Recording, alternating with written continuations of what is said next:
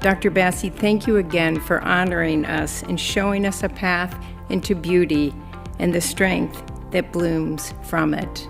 I'm so delighted and honored to present you the Wallenberg Medal. Please join me.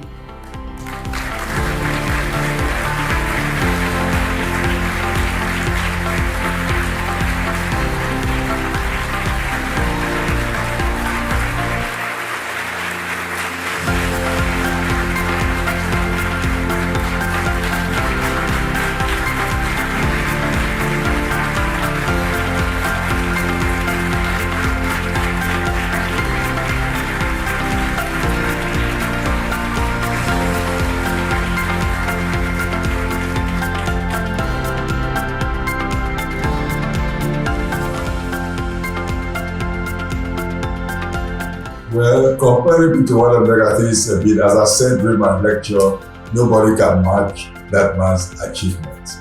So we have to approach this medal with a lot of humility.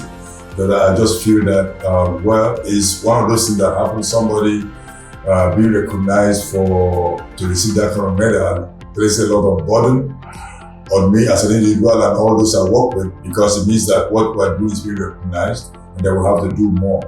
We have to build love in communities. We have to build cohesion. We have to make voices of the people to be heard. We have to lead more from behind, not in front. We don't have to show up or show off anywhere, because we're all relatives. We all are children of Mother Earth.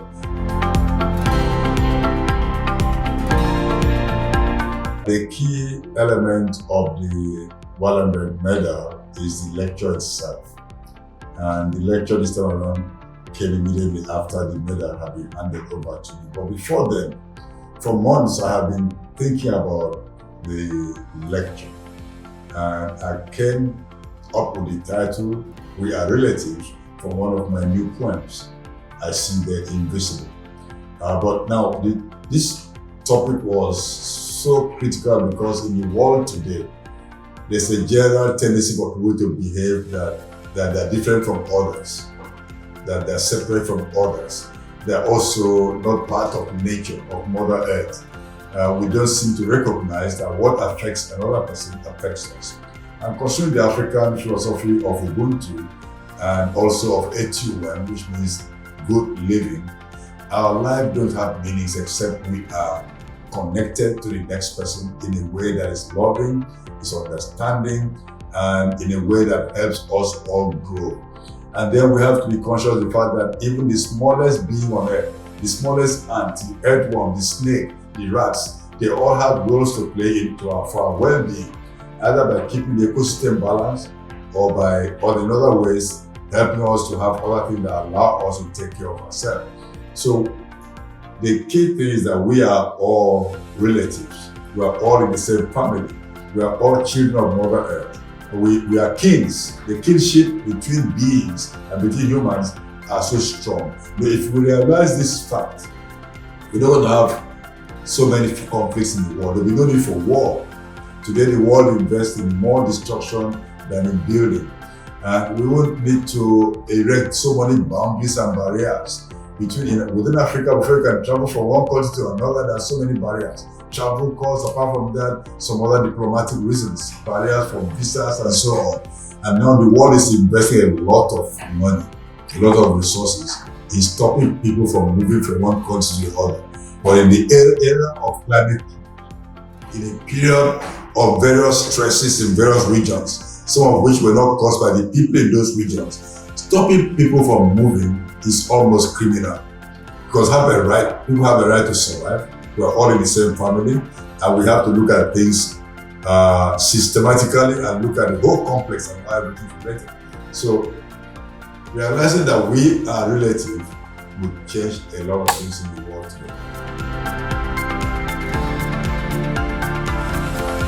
The university's preparation for the award was quite instructive in many ways. One, I got to know that they had newspapers on the campus, published right on campus, and then they were very intentional about the outreaches.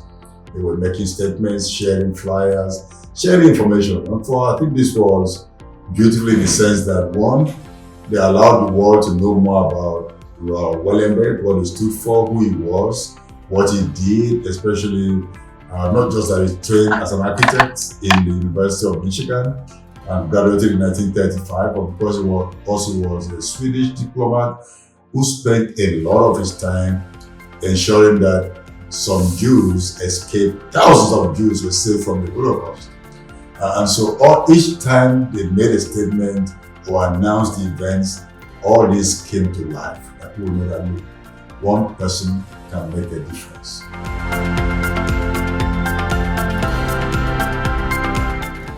Going to the University of Michigan and being able to engage with both faculty and students for me was a very special experience. One, I was able to meet with classes in different subjects, including classes dealing with political ecology, those dealing with agroecology, classes on business, classes on writing, and plenty of poetry reading. It was really an experience worth having. And I came up very impressed with the level of scholarship going on at the university and the level of engagement by the students. They were very, very engaged and very, very curious. There's some questions they brought. It was a beautiful experience. The closest thing I ate was, I've forgotten what the dish was called, but it had pekere in it.